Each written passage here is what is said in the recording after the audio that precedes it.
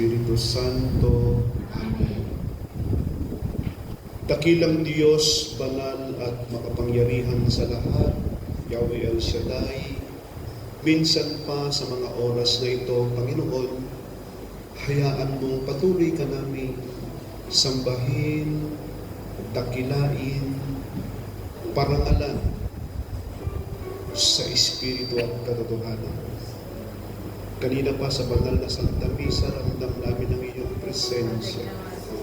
At sa pamamagitan ng katawan at dugo ni Kristo na tinanggap namin, Panginoon, hayaan mo sa mga oras na ito'y mangusap ito sa aming pagkatao upang sa pakikinig namin muli ng mga salita mo'y magkaroon ito ng kapangyarihan sa aming buhay. Hayaan mo po, O Diyos, na ang bawat isa ay patuloy na lumalim ang pananampalataya sa inyo, na hindi lamang hanggang dito sa lupa ang plano mo sa buhay namin, kundi nais mo rin kaming katagpuin sa buhay na walang hanggan. Amen. At yan nga po ay aming masusumpungan lamang sa pangalan ng iyong anak na si Jesus. Sa pangalan ng Ama at ng Anak at ng Espiritu Santo. Amen. Salamat sa Diyos! Salamat sa Diyos! Buhay ka pa! Buhay ka pa! Ayan, totoo yun, ano? Amen. Pasalamatan natin ang Panginoon sapagkat buhay ka pa. Ang dami-dami nyo ngayon, parang anniversary, ah. Ayan. Sige. Okay, buksan natin ang ating Biblia. Kaya at ang atin pong ebanghelyo ngayon ay ang ang ebanghelyo ng Panginoon ayon kay San Juan. John chapter 6 verses 60 to 69. Ano po? Ito po ang huling sipi ng chapter 6, hinggil sa tinapay, sa katuruan ng ating Panginoong Hesus tungkol sa tinapay na nagbibigay ng buhay. John chapter 6 verses 60 to 69. Ang mabuting balita ng Panginoon ayon kay San Juan. Papuri sa iyo, Panginoon. Narinig ito ng kanyang mga alagad at marami sa kanila ang Mabigat na pananalita ito. Sino ang makakatanggap nito? Kahit walang nagsasabi kay Jesus, alam niya na nagbubulong-bulungan ang kanyang mga alagad tungkol dito. Kaya't sinabi niya, dahil ba rito'y tatalikuran na ninyo ako? Gaano pa kaya kung makita ninyong umaakyat ang anak ng tao papunta sa dati niyang kinaroroonan? Ang Espiritu ang nagbibigay buhay, hindi ito magagawa ng laman. Ang mga salitang sinabi ko sa inyo ay Espiritu at ito ang nagbibigay buhay. Ngunit may ilan sa inyong hindi sumasampalataya. Alam na ni Jesus buhat pa noong una kung sino-sino ang hindi mananalig sa Kanya at kung sino ang magkakanulo sa Kanya. Idinugtong pa niya, iyan ang dahilan kaya ko sinabi sa inyo na walang makakalapit sa akin malibang ito'y loobin ng Ama. Mula nooy marami sa kanyang mga alagad ang tumalikod at hindi na sumama sa kanya. Tinanong ni Jesus ang 12, at kayo, gusto rin ba ninyong umalis? Sumagot si Simon Pedro, Panginoon, kanino pa po kami pupunta? Nasa inyo ang mga salitang nagbibigay ng buhay na walang hanggan. Naniniwala kami at natitiyak namin na kayo nga ang banal na mula sa Diyos. Mga minamahal kong kapatid, ang mabuting balita ng ating kaligtasan. Pinupuri ka namin, Panginoong Jesucristo.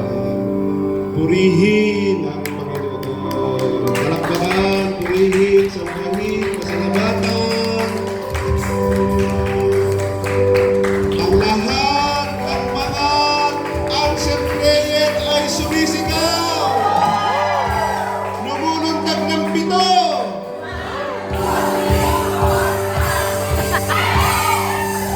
sinasabi, El Shaddai! El Shaddai! Salamat sa tagumpay! Salamat sa tagumpay! Kitang-kita na nangungusap ang katawan at dugo ni Kristo. Amen! Mga buhay na buhay. Ayan. Tingnan mo nga ulit yung katabi mo. Katabi. Katabi! Buhay ka ba? Buhay ka ba? O walang kabuhay-buhay? Walang kabuhay-buhay. Ayan. Okay.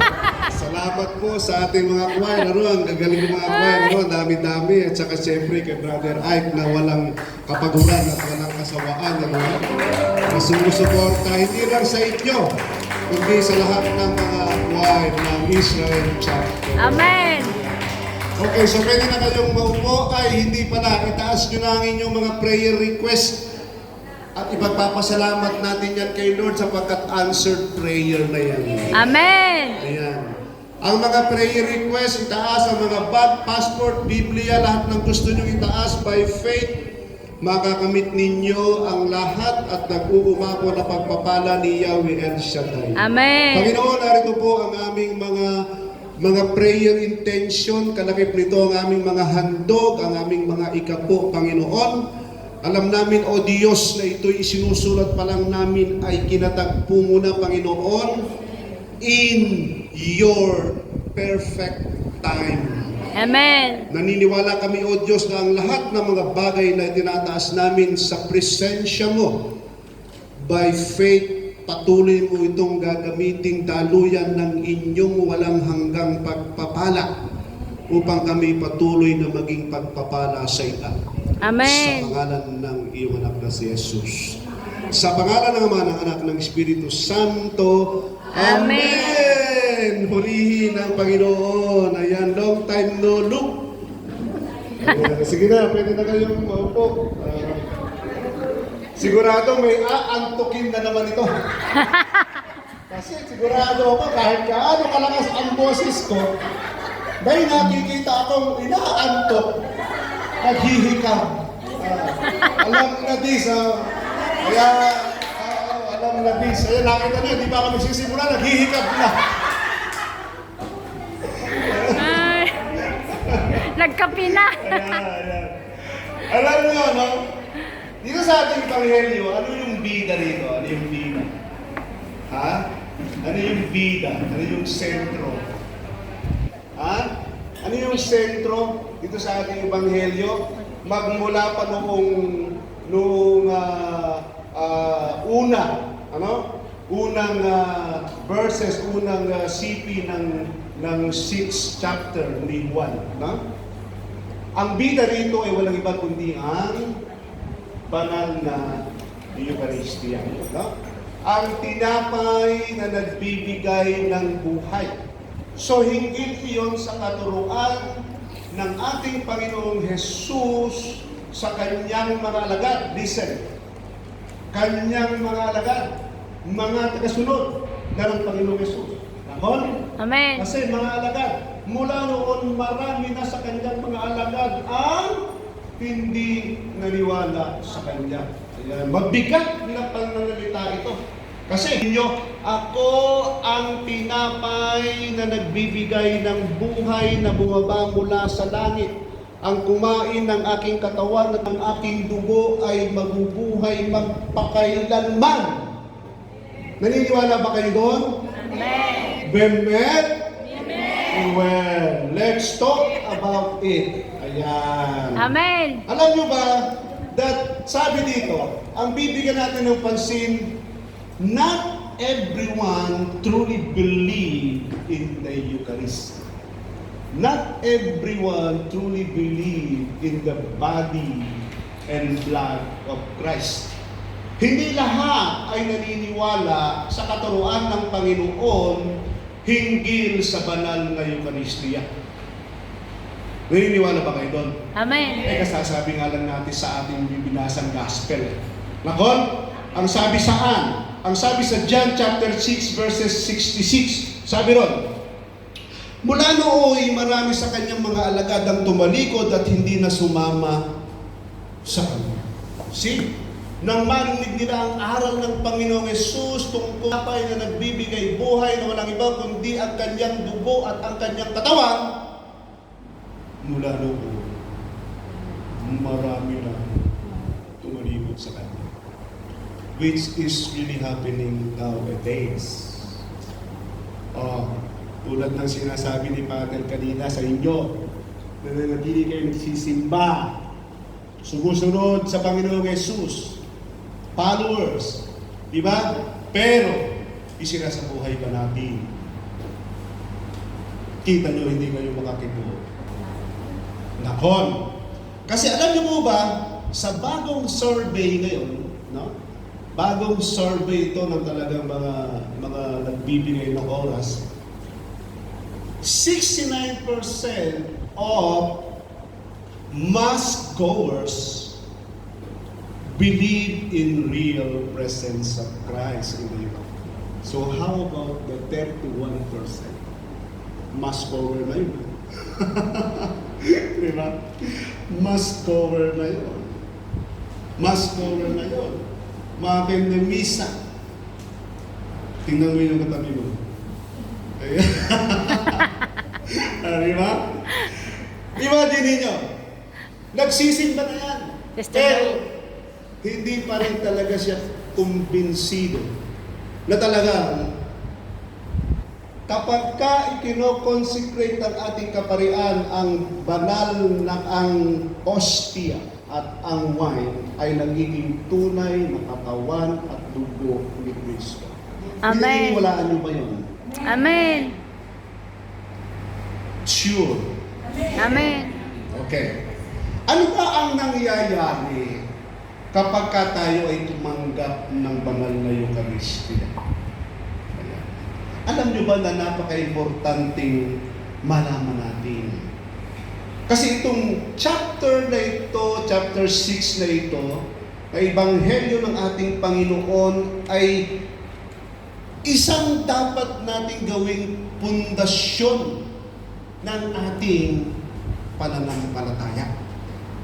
Sapagkat ito the Eucharist is the source and summit of our Christian faith.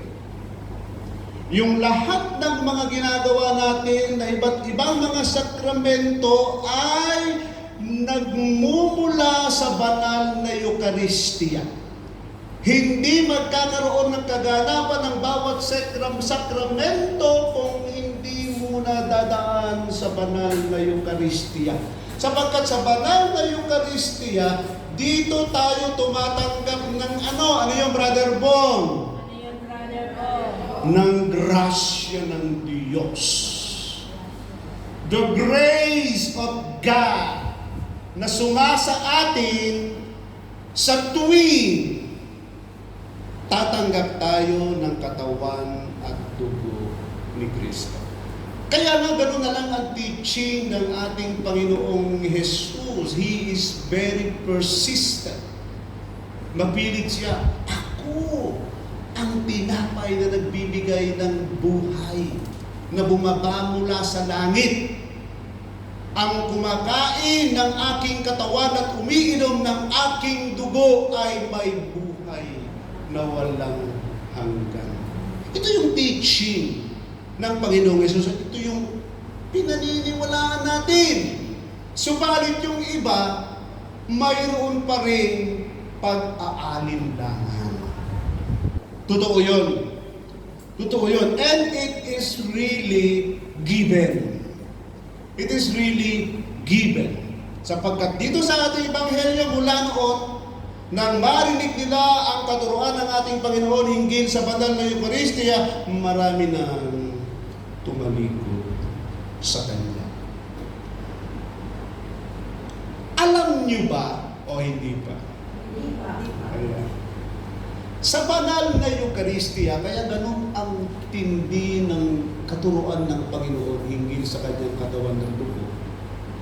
Dito mismo ang tunay na presensya ng ating Panginoong Jesus. Una, saan? Sa ating pari. Naniniwala ba kayo ito? Ang presensya ng ating Panginoong Jesus, unang-una, nasa pari na nasa harap ng altar. Ano ang sabi ron? Ayan.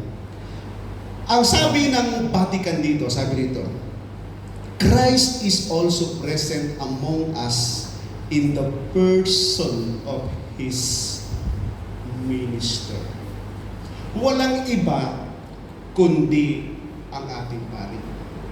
And by the virtue of their ordination, tandaan nyo, mayroong praise doon na sinasabi na sila ay yung tinatawag na alter Christus, another Christ. Sila mismo si Kristo, yung ating mga kaparian. Kaya nga, ano ba naman yan? Paring yan, nakakaantok namang maghumiliya. Di ba? Di ba? Di ba? Ano ba naman yan? Puro patama na lang yan. Paring yan. May nasa na. Nakakasawa na paulit-ulit na. Look! Look! Look! Pansinin niyo. It depends upon the individual. How he participate on the Eucharist. Bakit? Kasi kung ikaw ay punong-puno ka ng reklamo, kung punong-puno ka ng paghahangad na masyahan ka, pakinggan mo lang ang mga gusto mong pakinggan at pagkaayaw mo na kung ano-ano na yung ginagawa mo, no, you will not receive the full grace that has promised in the Eucharist. Sapagkat hindi mo sinisiyasat ng husto ang sarili mong pagkatao. Pero kung pupunta ka ng banal na Eucharistia, talagang hangad mo ay makapagpasalamat, makapagdasal, at makatanggap ng banal na katawan at dugo ni Kristo, you will have it. Amen. Sapagkat sa pamamagitan ng ating kaparian, sila yung tinatawag na alter Christus. Sila yung may pananagutan sa atin. Yung ating mga kaluluwa, tungkulin nila yan. Di ba sila ang nagpapatawad? Sa kanila tayo nang hihingi ng kapatawaran. Amen. At alam nyo rin ba na sa pamamagitan ng banal na Eucharistia, napapalalim nito ang ating pananampalataya? Tingnan nyo. Ayan. Di ba nang muling mabuhay ang ating Panginoong Jesus, tandaan nyo, nagpakita sa kanyang 12 alagad na nagkakatipon. Di ba? Pero pansinin nyo, nagkakatipon sila, nagpahati-hati ng tinapay, biglang nagpakita ang Panginoon sa gitna nila. Sino ang wala? Si Tomas. Alam ni sister, wala si Tomas, di ba? Kaya nga nang bumalik si Tomas, di ba? Nakita namin ang Panginoon. Hindi ako naniniwala. Hanggat hindi ko nahahawakan. Di ba sabi ni Tomas? Outside the Eucharist, sa mga pagtitipon, sa mga community regarding Jesus, we are weak. Our faith are weak. Mahina ang ating pananampalataya. Punong-puno tayo ng pag-aalinlangan tulad ni Tomas. Now, ano pa ang makuha natin aron kay Tomas? Si Tomas ba huminto ng pagkikipagkita sa mga alagad ni Kristo? Hindi. Nanatili siyang uma-attend ng banal na Eucharistia. Nanatili siyang uma-attend ng mga pagtitipon. Nanatili siyang tagasunod ni Kristo. Tama o tama? Tama. Now, ano ang nakita niya? Ano ang nakita niya?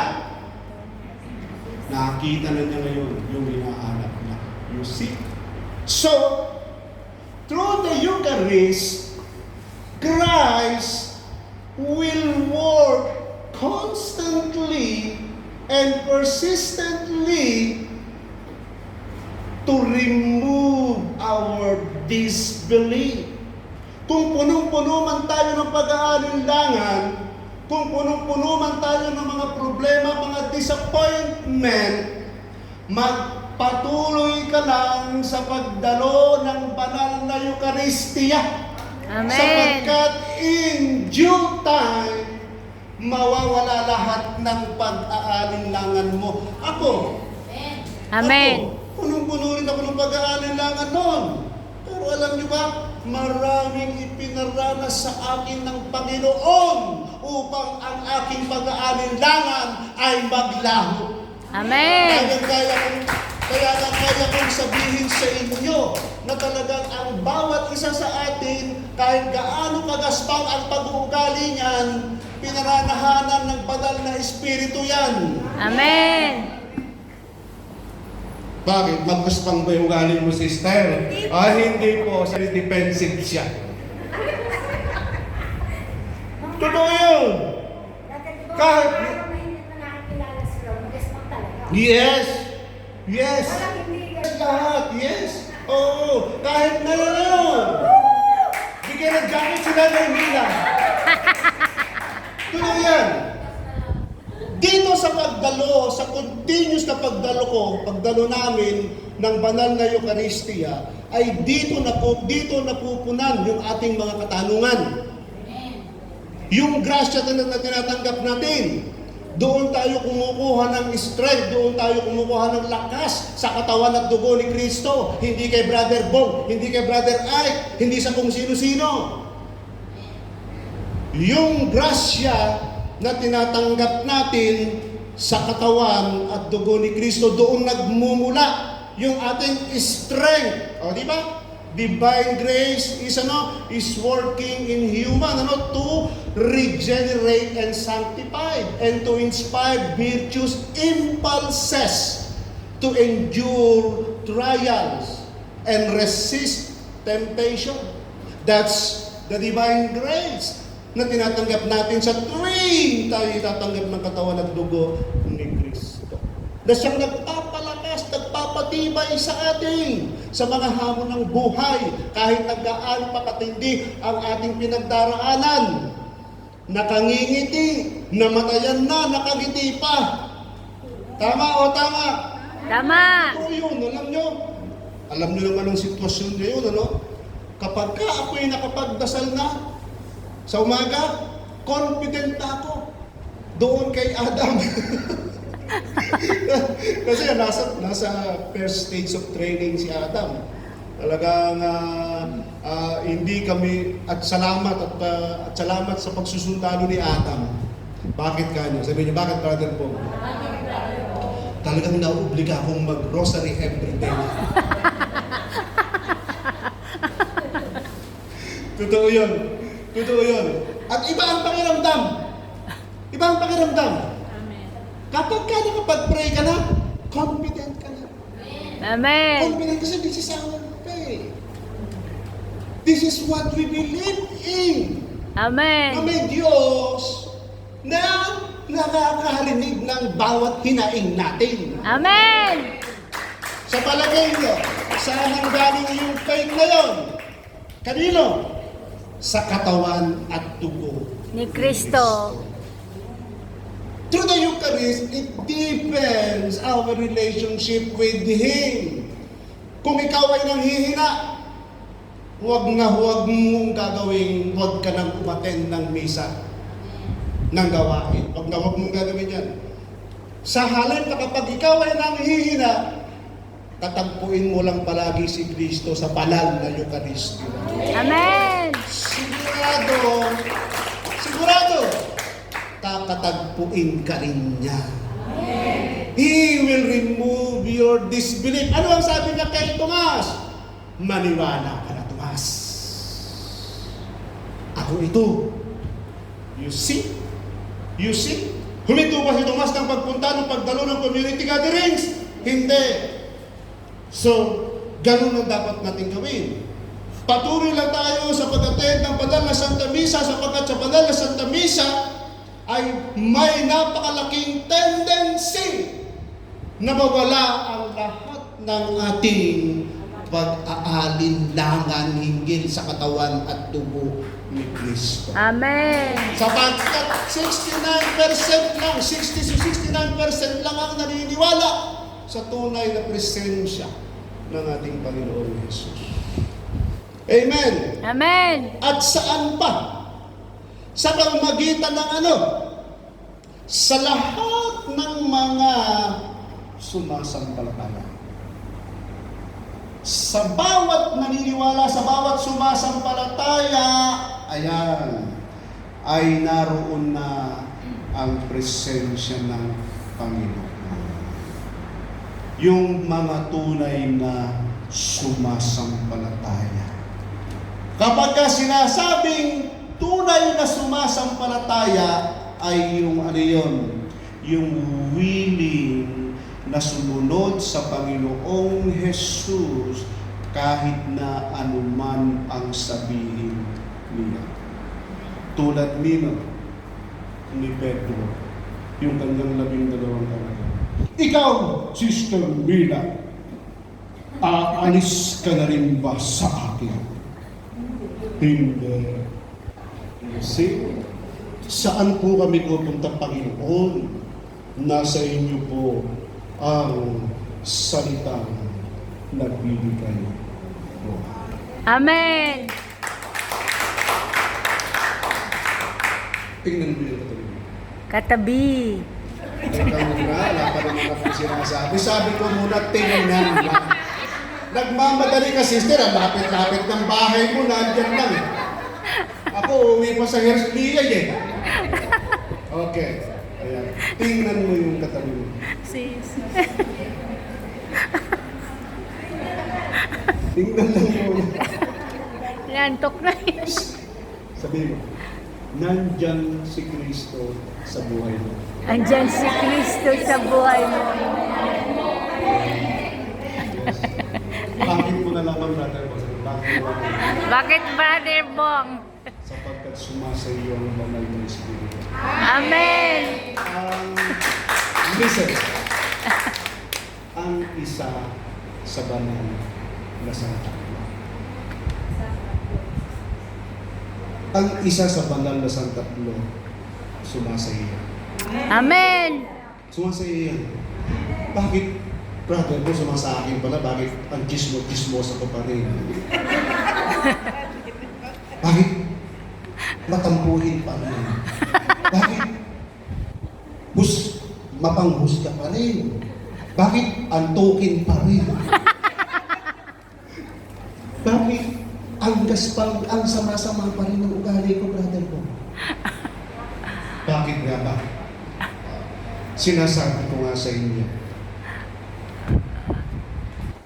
everyone, listen to this, very carefully, has a choice, decision.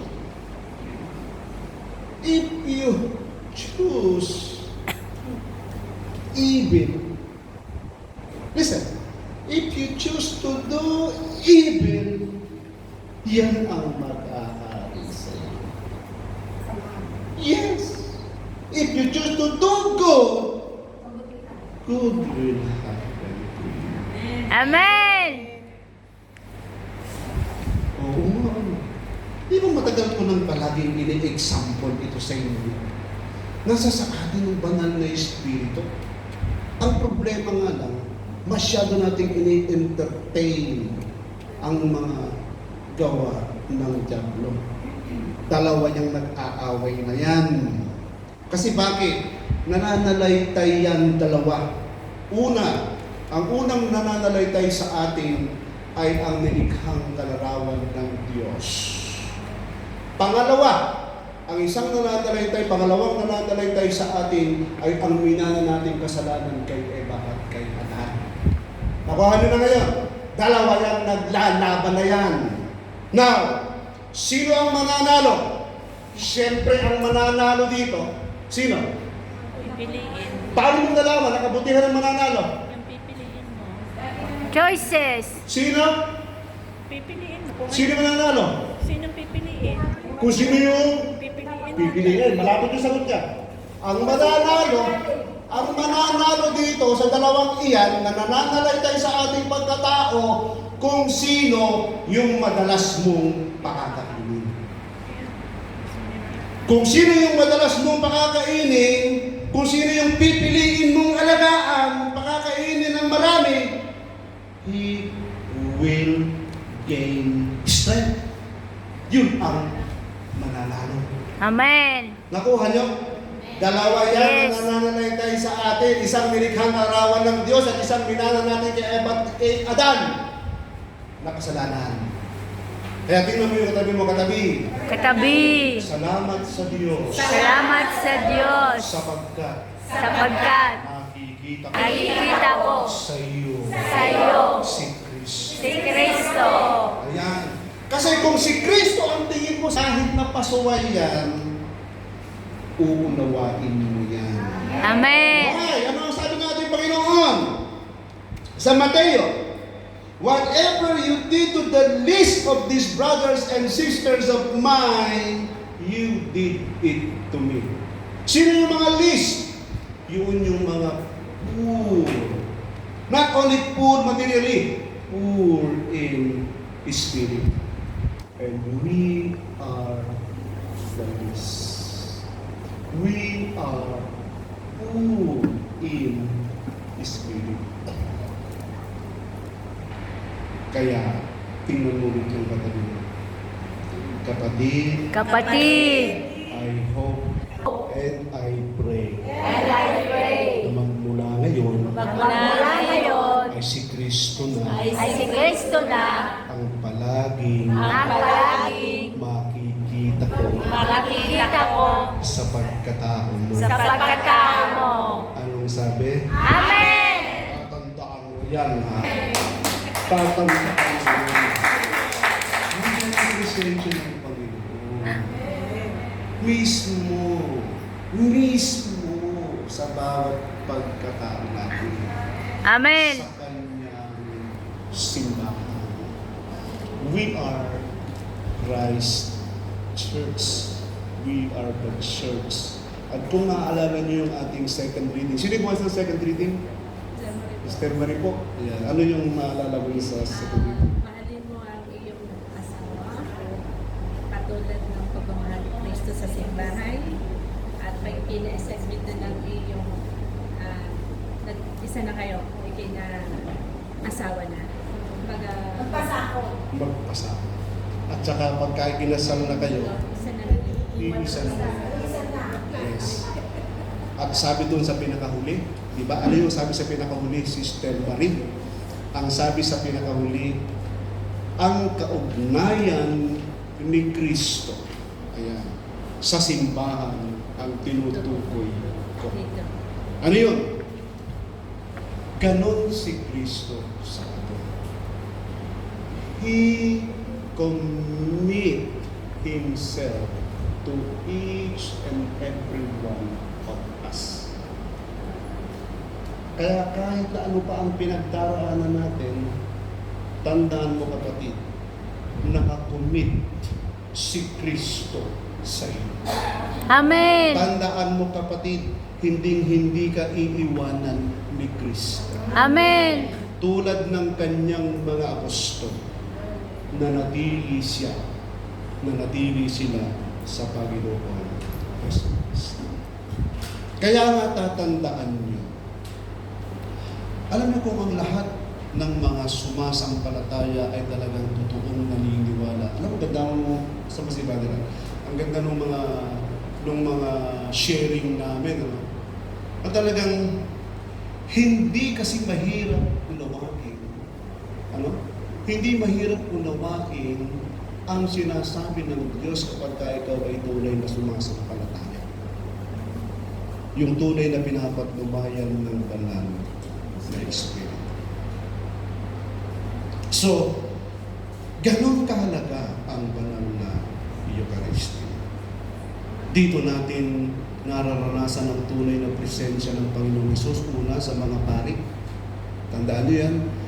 Pangalawa, sa mga parishioners, sa lahat ng mga believers. Pangatlo, saan? Saan yung pangatlo? Sa priest, saan pa? Sa mga parishioners, saan pa? Sa katawan at dugo Ni Kristo. Naniniwala kayo doon na pa? Sa hostia. Amen. Nasabi ko na ba sa inyo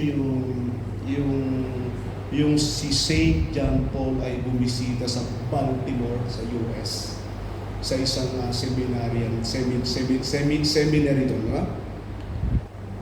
Of course, bago siya umuwi, nag-decide siya na magpunta sa Blessed Sacrament. Ano? Sa Blessed Sacrament para magdasal. So, syempre, unplanned yun. So, meaning, hindi yun na-check kung malinis o walang, kung baka may tao na nagtatago o may nagtatangka sa buhay ng Santo Papa o may kung ano-ano pa. So, kumbaga, sinerge muna, nilinis muna, sinigurado muna ng mga sundalo ang loob ng Blessed Sacrament ng simbahan kung walang tao, walang ibang tao. No? So may kasama silang aso na nakaka-detect ng na talagang may buhay. Yun yung ginagamit kapag ka mayroong lindol, yun yung ginagamit kapag ka mayroong bagyo na natatabunan ng mga landslide. Yun yung ginagamit yung asong iyon na nakaka-sense ng buhay. Nilibot nila yung buong simbahan, walang nakita hanggang yung aso ay mapadaan sa harap ng Blessed Sacrament. Nang mapadaan yung aso sa Blessed Sacrament, umupo at umamoy-amoy, sign na may na-sense na buhay. Ano yun?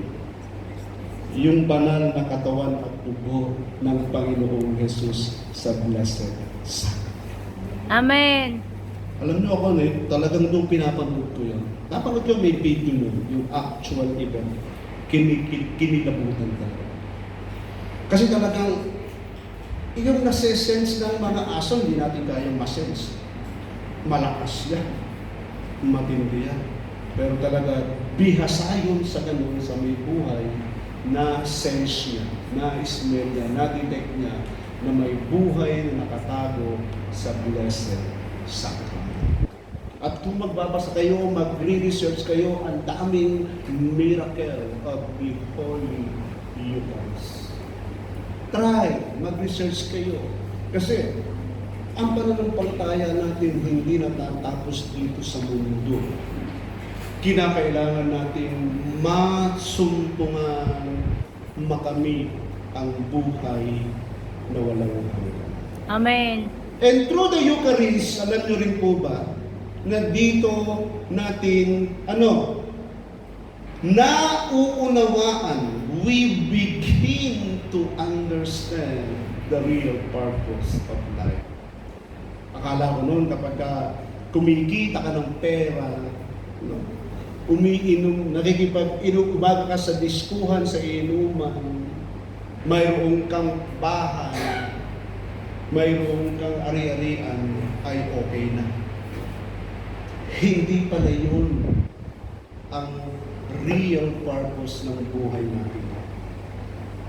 Through the Eucharist, dito natin nauunawaan na ang bawat isa pala sa atin ay nag-e-exist hindi para sa sarili lamang natin, kundi para maging pagpapala sa iba. Di ba i-example ko na sa inyo? Ang mangga na hitik sa bunga, kinakain ba niya ang kanyang sariling bunga? Hindi. Pinakikinabangan ni Sister Edna, lalo pag maraming bunga yung mangga ng kapitbahay nila. Pinakikinabangan ng ano? Ng iba. Ng iba. Look, it is God's creation.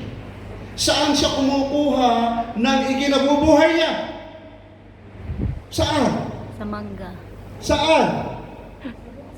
Sa biyaya ng Diyos.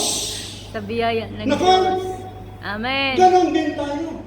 Kaya tayo buhay pa sa biyaya ng Diyos. Amen. Kaya tayo may trabaho pa sa biyaya ng Diyos. Kaya Amen. tayo malakas pa sa biyaya ng Diyos.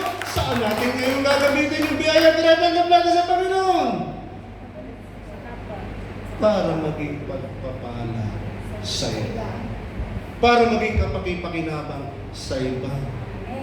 Naging kapakipakinabang ka ba sa iba? O sobra ka lang ng makasarili. Wala ka lang iniisip kundi kung paano makakalamang. No, tandaan nyo, you are being blessed to be a blessing to others. Amen. Ito yan. Ako, gulat na gulat ako sa mga prayer partners na talagang kapag kami nagpapaikot ng sobre, talagang hindi nawawala, nagbibigay. Kitang-kita mo rin yung mga nag-iikapo. Maging yung mga hindi mga nag-iikapo, talagang gulat din ako sa kanila kasi talagang nandidiyan, ano? Yung kanilang pagiging giver. Speaking of tithes, no? Speaking of tithes, ako buhay na patotoo dyan eh. Magmula ng 2013, no? Nag-start na kami ni Sister Wife hanggang ngayon. At alam niyo ba totoo? Lahat ng mga prayer request, prayer intention namin talagang nasunod, tinupad ng Panginoon. At maging yung mga hindi mo inaasahan, lumalap. Totoo po yun. Amen. Totoo po yun. Kasi bakit? Kasi you are blessing. You are blessing others. Sa palagay niyo ba saan napupunta yung tithes natin? Sa pagpapalawak ng mabuting balita all over the world. Yun yung binibigay ng pangsustento sa mga preachers. Yun yung ginagamit sa mga opisina. Yun yung ginagamit sa mga travel expenses. So kapag nagbigay tayo ng tithes, we are blessing others. At ano? Nagiging kabahagi tayo sa pagpapalaganap ng mabuting balita. Amen. Ikasampu nga lang yun eh. Minsan hindi pa natin maibigay. No? Tama ka, brother. Mahirap talaga. Alam mo kasi sa amin, dumating yan. No? Dumating yan talaga with all our heart. Walang panghihinayang. Talagang buong puso, binibigay namin. Talagang hindi kami nanghihinayang, ni Sister Ron. At alam niyo ba? We are very, totoo lang, marami kaming problema. Pero napakaginhawa, napakadaling harapin. Totoo yun. Totoo yun, napakadaling harapin. Nagkawala sa puso. Hindi ka nakakaano ng Panginoon mo Diyos. Hindi ka maaari mag-tayo. Kasi mahirap eh. Mahirap magpasan eh. yes. Kaya kasi nasabi ko sa inyo, bakit ko nasabi ko? Kasi we are blessed to be a blessing. Kailangan gamitin natin. Hindi natin pwedeng kainin yung sarili natin, hindi lang para sa atin, yung sarili natin tinatanggap. Tulad ng puno ng mangga, hindi na kailanman kinakain yung kanyang mangga. Pinagpapala tayo upang maging pagpapala sa iba. That's the real purpose of life. Amen. Kaya tayo nag-exist hindi para sa sarili, di ba?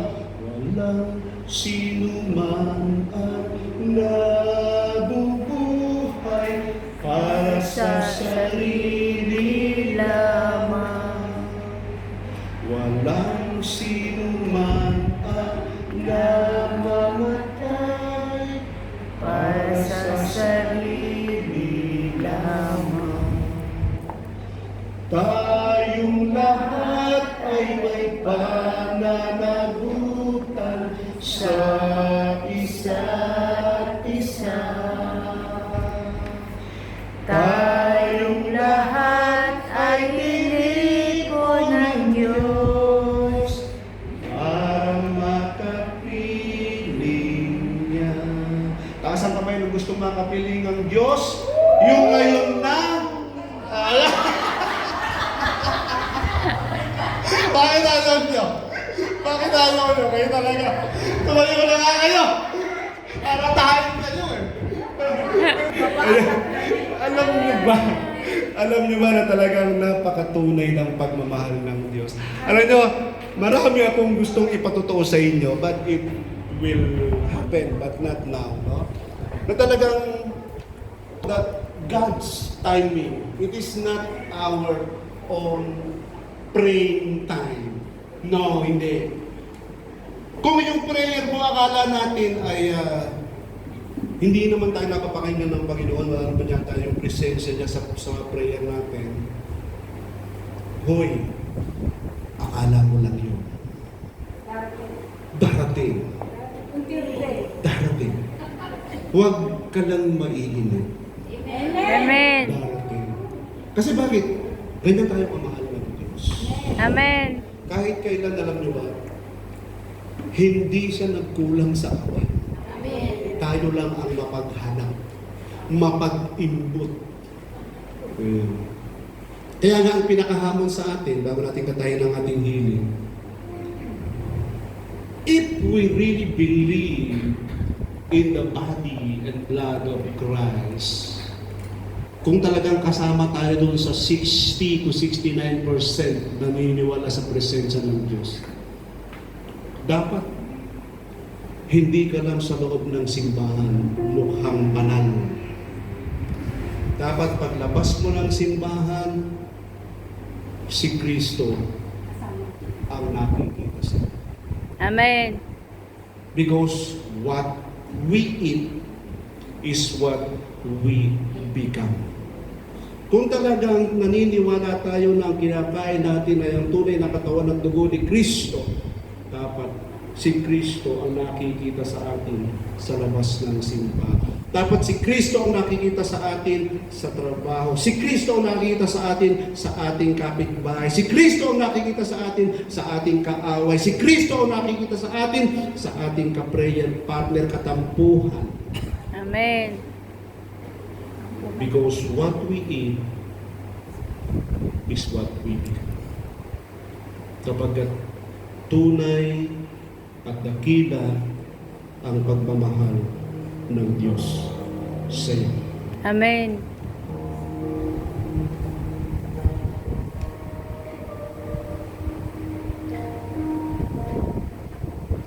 Patuloy ka lang kung ano man ang ginagawa mo para sa kapwa mo. Magpatuloy ka lang kung anong ginagawa mo para sa Diyos. Dakila ang pagmamahal niya sa iyo. Kaya kanyang patatagin. Kaya niyang katagpuin lahat ng padalangin mo. Sa mga sandaling ito, magtiwala ka lang sa Kanya. Nasa sa iyo ang katawan at dugo ni Kristo. Hayaan mo ito ang mangusap sa pagkatao mo ngayon.